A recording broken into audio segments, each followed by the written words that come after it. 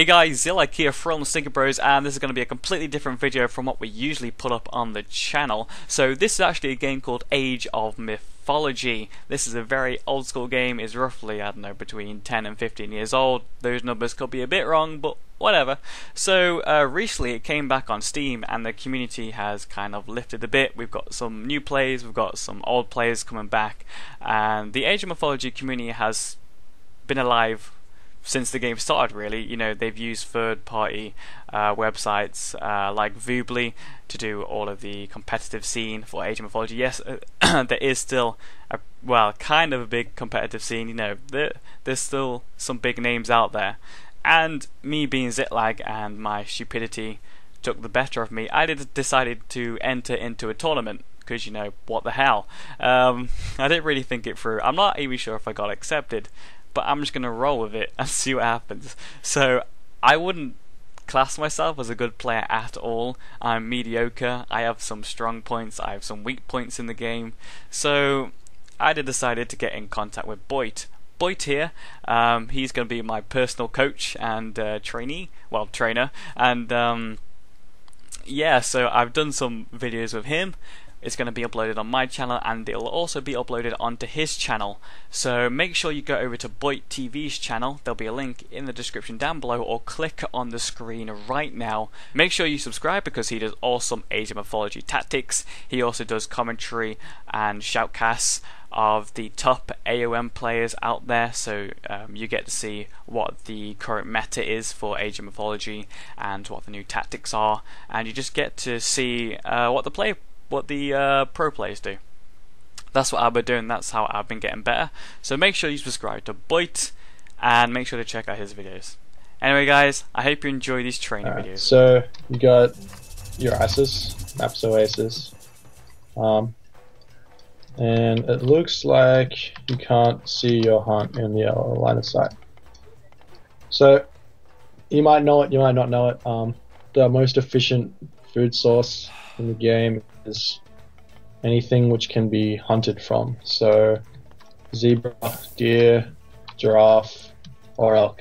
Yeah, I've noticed that in some of your videos from some of the more pro players is that they actually leave those bushes until later on, I believe. Yeah. So what I like to do in this situation when I don't know where my hunt is, especially when, well, I know that the map's Oasis, so I know there's going to be some zebra somewhere. I like to use my pharaoh at the very start of the game to scout out one way, and my priest to scout out the other way. So that's that. But you went straight for the berry bushes, and you grabbed husbandry first, which is a bit different. I would just like to point out, you know, I'm not making any excuses, but this is actually the first ranked game that I went into using the ISIS tactic. I simply watched your ISIS versus ISIS of the two pro players on your site, and then just went straight into it. I didn't even practice it. I just went, you know what, let's just see what happens. I'm just gonna do it. Okay. Right. So you've actually found like some giraffe. At this point, instead of getting husbandry, I would have grabbed hunting dogs, and I would have moved my villages over to the giraffe. I would have probably had. Yeah, I've been doing that actually. You know, after this game, I've got some other recorded games where I don't buy that upgrade first. I do go for hunting dogs. Yeah, it's a bit weird. It's what you would do normally if there's no hunt at all on a map, but yeah, I wouldn't get it straight away because there's 90% of the time you're gonna have hunt somewhere. Yeah. All right. I think the next thing to point out is you've got like 8 villages on food already, which is quite a lot, considering you're aiming to get like a temple, a monument, and 400 food in the archaic age. But you can also get 108 wood to get your gold upgrade earlier, so that's something you can afford to do as well as getting everything else. Okay. So really solid sort of template for the archaic age before you start like venturing off onto different things is getting 5 villages on food, 2 on wood, and 3 on gold before you start to do other stuff. So it's, yeah. it's pretty good sort of way to start out a game. You've also I'm at 2 minutes and 20 seconds. I don't know where you are. I'm like 2 minutes 25, so yeah, we're roughly the same. Cool. So you've got your pharaoh empowering a mining camp, right? When you've got 10 villages on berries. Mm-hmm. Mathematically, it makes no sense. Because if it was empowering the granary, he's got 10 villages worth of stuff that he could be. That is true. Increasing rather than just like the one laborer. See, I'm learning so much already. This is great. So you want to have your pharaoh at the most efficient place. Okay. Like most of the time. If you need to have him somewhere else, then have him somewhere else. Like if you really, really desperately need like a migdol to get up, you would empower that, which you would normally need to get that up pretty quick. Okay. So, yeah. So you want to be pretty active with that pharaoh and choosing where he goes. Looks like you're going to get pop blocked here. Should chuck a house up. Pretty much, like if you go by the template I said earlier with like 5, 5, 3, 2, or like 5, 2, 3. After you get those amount of villages is a good time to start getting your first monument and your house up. Okay. So you sort of miss that in that sort of way.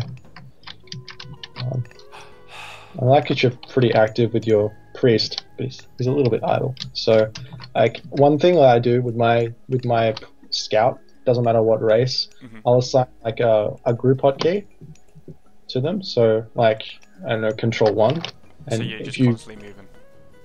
Yeah, so I can quickly jump back and forth. I just have to tap 1 to see where he's at and move him on. So yeah, I think here in 3 minutes 50, I actually find out that I've kind of screwed up that population start. So I've actually sent my pharaoh over to like one of the houses. Yeah. I think I quickly watched this recording game before, and I think you actually empowered the wrong house. Oh, I do as well. Oh, that's hilarious. I'm Pharaoh. I'm helping. Oh, that's brilliant. I'm just gonna go back to empowering the gold mine. And you get your gold mine villagers to build a house and your food villagers to build a house. That's classic. It's like the panic number one. I was like, oh god, no. Yeah, my start game isn't great right now, but I'm hoping from this video. Well, I mean, I've learned a lot already, so yeah, it's great. Okay, so I think it's really easy to say, but like the number one thing in this game is to not panic. If you can avoid that, then that's nice. Like if you just keep a cool head, try and make good decisions, and you'll be right. I think I can talk about building positioning a little bit now. The temple you placed has very poor protection from your towers. It's kind of out in the middle of nowhere.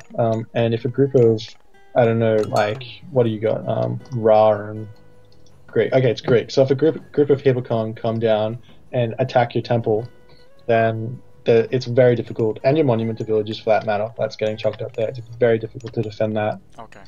As Egyptian early on, so it's much better to chuck that up next to a tower, and that also protects your tower. So it's like a win-win. Same with your monument, because your monument's like a square block the size of your tower, so you can protect the whole side from it with just the one, which is nice. Yeah, so you're going through Bast. That's nice. Like your advance time's not too bad, considering. Considering the iffy population start, yeah. Yeah, so that's pretty cool. But you can actually be at the same point you're at now, with pickaxe, with hunting dogs, and with husbandry. So economically, efficiency is pretty important. Okay. And if you can, we'll run through a game or something. And we can and I'll talk you through the build order as we do it. Okay. And you'll see exactly like how to do it and what happens and why it's really good. So that'll be fine. I mean, if you have any more videos on the ISIS tactic that you think I should watch, then yeah, I'd love to watch it. I probably have some ISIS videos. up there. I'm not sure. I'd have to look through. There's this pesky catastrophic scout. What's he doing there? I'm trying to take your obelisks down. Okay, so classical age is sort of important to get an armory up, to get your, depending on what tactic you're doing. I think fast heroic would be the right choice in this game. I think he did some sort of like semi-classical fight thing, but that's fine.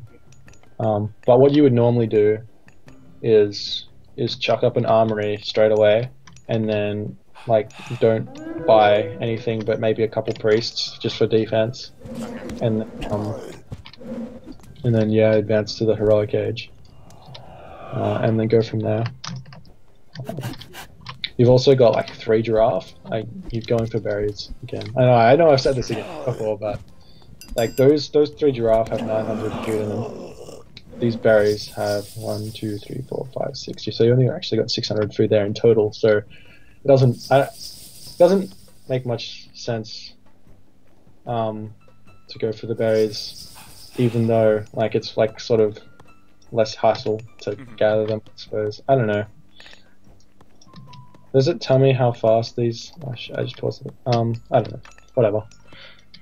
I'll let that drop now. Just hunters 1, hunters numero uno, and then berries, then herdables, and then farming. Like in that order. That's what you want to go through to get the most efficiency out of your food, because resources are more important early than they are later, so you can afford to start gathering a little bit less later on.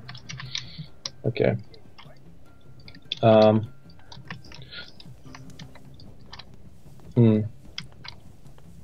I kind of want to just play fast a little bit. If we just skip ahead to until something happens. So don't use skip forward. I'll play fast until I see something I want to talk about. Okay. And then I'll tell you to join up at that point. Okay, sure.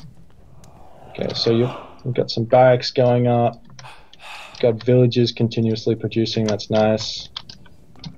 Oh, okay. Hold on. Let me just pause it. You know, there's this auto queue function. Have you discovered that yet? Say that again. Sorry. That auto queue function. Have you? Okay, so there's this little green sort of like circle thing. When you select a building, and what you can do is you can build a villager, and then hit that button, and it will continuously cycle those units. Oh, so yeah. that way you don't have to like jump back to it every 15 seconds to build another villager. Anyways, yeah, I know that. Yeah. Yeah, so you wanna be doing that for your town center like 100% of the time. It's a very rare that you don't want to be building a villager. Yeah. Okay. Alright, so you're building some slingers and some priests and some sphinx, and that's all well and good for what you're trying to do, I suppose. Again, an armory would have gone up at some point. I'll just skip ahead up until. Okay, here we go. I'm at 11 minutes. Just jump forward to 11 minutes ish. Talk about how to deal with raids without losing many villages.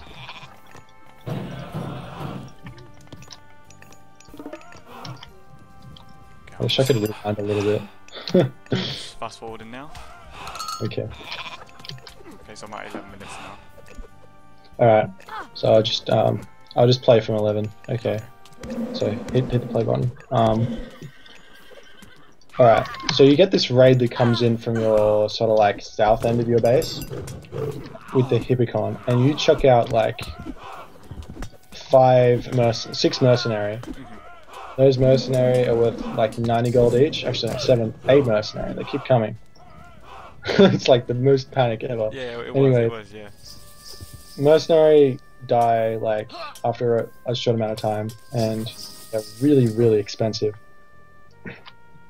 And you had the raid completely like stopped with 2 sphinx. You didn't even need your slingers to stop it. So even if he didn't pick off any villages, that raid was a success for him, because you just spent like my maths is going out the window. 9 times 8 is 70, 73, Yeah, that's true, actually, 730 gold on mercenary, which is going to do nothing. Which is huge for him. Just like, oh, he lost his army, right, of Hippon, but that army was probably worth less than that amount of gold. That's true, yeah. Maybe not. No, it probably was a bit more. But you could have killed that entire army because it was a really bad raid. And I would have obviously you had a lot ahead, obviously. Yeah, yeah. Also, you can garrison villages in a town center, which you probably could have done to save all of them. You should just like select them all and garrison them. You never want. Or something like that. Yeah. You never want to use your town bell because that, well, not never, but like most of the time, it's better to just garrison the villages which are getting harassed. So it's best to micromanage the garrisons then. Okay. Yeah. So you're sitting at like 900 food, 660 goldish. So you've got enough resources to go to the heroic age. Just don't have an armory up. Yeah, I'm not sure what I was thinking at this point to not even bother building one. I think I was just kind of in slight panic mode at what just happened. Yeah, it's like, oh god, get everything working. Oh, let me go. Gotta get this mercenaries, man. Yeah, but the nicest thing about Egyptian is that their armories, their markets, their houses, their storehouses cost no resources. So they just take ages to build. That's like the cutoff, like the payoff there. So it's actually worthwhile as soon as you get to that age to get one villager, even if you're not planning on advancing straight away, to get one villager to chuck that armory up straight away. Because you might want to get a armory upgrade at some point, and you just want to grab it straight away so that you can make an attack or make a defense, or B, because by the time you randomly get those resources which are sitting on at the moment, you want to be able to spend them on the next age straight away instead of waiting for it. I find myself, especially in the heroic age, when I want to go to the mythic age, I find myself like lacking that amount of like building structures to get to the next age, and it's really frustrating. Anyways, you get a little raid coming in here with the Hippocon. I'm at 1333 at the moment. I don't know if that's similar to where you're at. Now you deal with it really well. You move your villages to your army, which is something that a lot of people might panic to do, and they just immediately run them back to their base, which would be like, it's not very intuitive. I'm not sure if you noticed, but what I actually do there is the Hippocon actually focus my Pharaoh. And what I actually do is I actually kite them with the Pharaoh into the priests and the slingers, and that just completely, I don't think I lose many at all.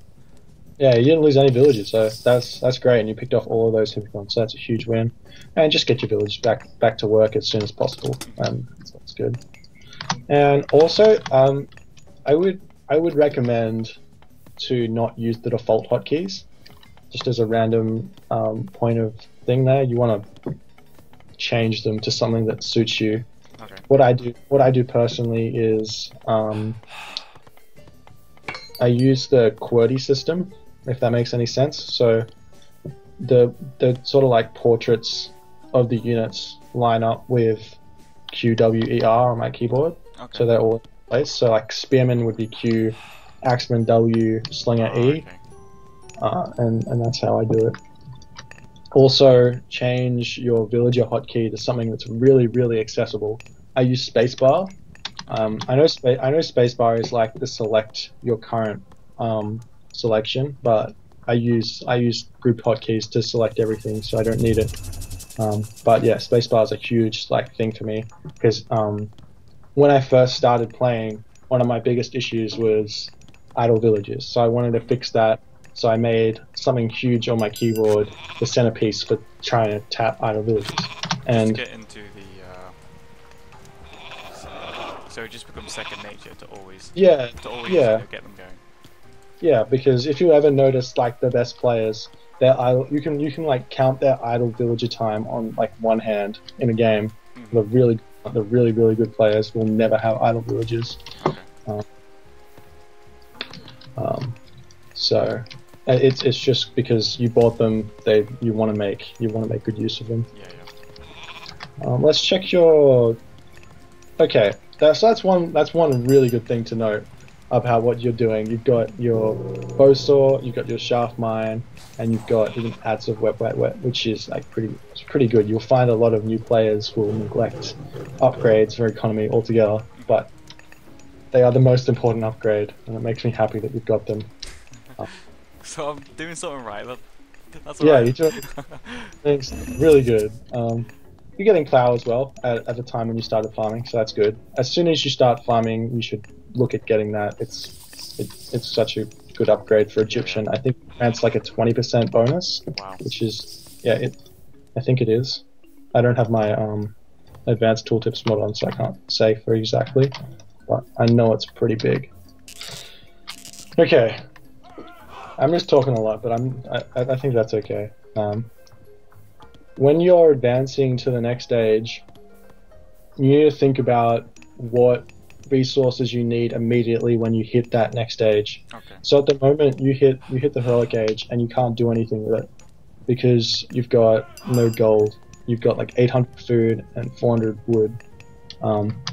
What I try and do when I'm advancing to the heroic age specifically is have doesn't for Egyptian you only need the gold, but for any other race I try and have at least 300 wood, at least 300 gold, so I can build a hill fort, palace, fortress, whatever. Okay. For Egyptian I try and have at least 400 gold so I can straight away build that Migdol. So immediately I get that big structure to defend my villages or put pressure on my opponent somewhere.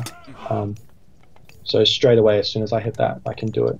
Looks like you're grabbing a town center, which is fine, because you've already got like a full army.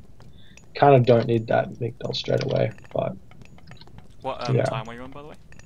1643. Okay. Am I lagging? 17:10, so I just paused for a second. Okay.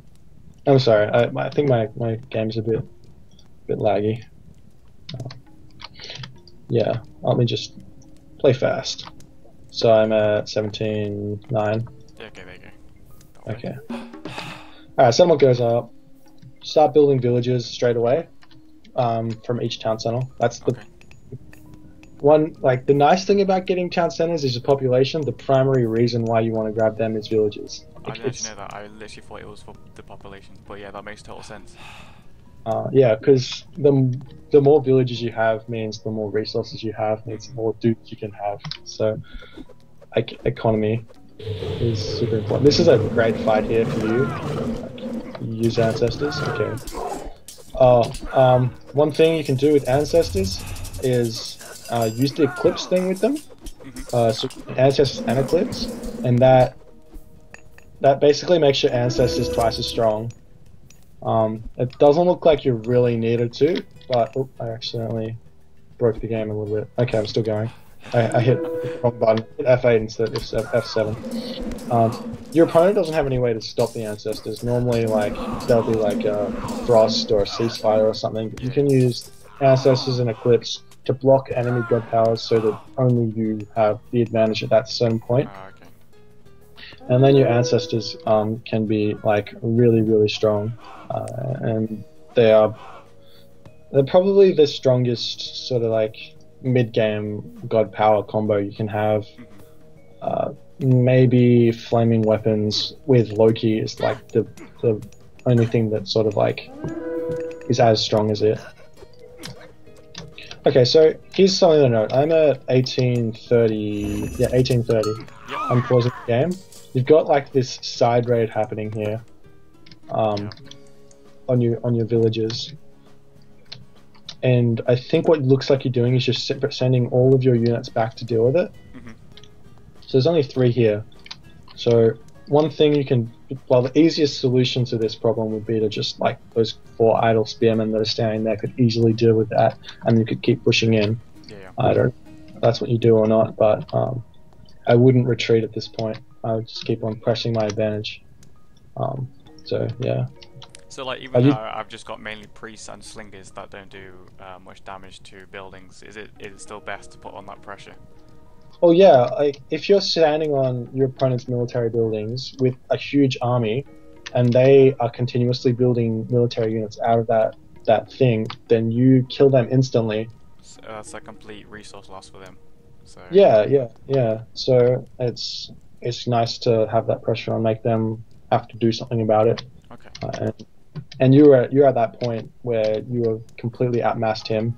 He'd had a Manticore and like I don't know um five heavy Toxitors or something. So your priest would one hit the Manticore, your slingers would chew through this the Toxitor, and then you can just sit on his archery ranges and Okay. sort of win the game there. Are you what time? I'm at 1930. Okay. Okay, so the other thing about the Egyptian heroic age is that their siege is the strongest thing in the game. So you want to chuck up a siege workshop pretty much instantly when you hit the heroic age as well. Yeah. It costs, I don't know, is it 25 gold or 75 gold? It's ridiculously cheap. And you can just like use that in combination with Ancestors Eclipse to pretty much win a game. I probably should have said it when you used Ancestors, but I try and only ever use Ancestors and Eclipse if I have 1 or 2 siege towers at the minimum. Okay. Because that way your opponent can't retreat through a wall or through buildings, and if they do retreat, you can just batter down their stuff because you've got siege. Yeah. So that's always a good thing to have. So yeah, I think this game is we can kind of stop the game here. It looks like there might be one more thing that I could say later. We'll keep watching. I'll put it on play fast and see if I see anything else. Okay. The other thing is villagers, just auto queue them. Yeah, I think I said that already. But yeah, you've got if I have a look, you have 50 villagers and you should have 80. Something like that. Yeah. Okay, so alright, here I'm at 23 minutes and 40 seconds. Okay. So you got this fight here, and your opponent's massed out Peltast, just the complete counter to what you've got. And I believe you just produce a bunch of elephant, which is the correct response, but you keep fighting it. So one thing you have to think about is, can I win this fight? If you can, fight it. If you can't, don't fight it. Like, there's very little time, like very small amount of times that are useful to fight opposing fight. I don't actually think I can think of one. If you're going to lose a fight, there's no point in fighting it. Yeah. Apart from, I mean, if you need to win a fight to stay in the game, like secure a gold mine, of course you have to fight it. Yeah. Even if you think you're going to lose it, but you've got to fight it and try and win it in whatever way you can. But in this situation, you're sitting in a really rough concave, and it's You're actually blocking with that wall pretty well there. So. Yeah, it's looking like he's going to get a bit of an advantage. And if he was thinking at this point, he'd be like, okay, I've just built a bunch of Peltast, I'm going to kill off all his units, his response is going to be Elephant, I should start building Hoplite, and then you'd come in with all your Elephant and he'd have a bunch of Hoplite to like punch you back and a really good spot. But anyways, that's this game. I think I've talked about a bunch of good things. Oh yeah, town centers. You've got all 3 of your town centers, that's good. Yeah. Always town centers are good things to get. Alright, let's jump into our online game. Let's see if we can find someone.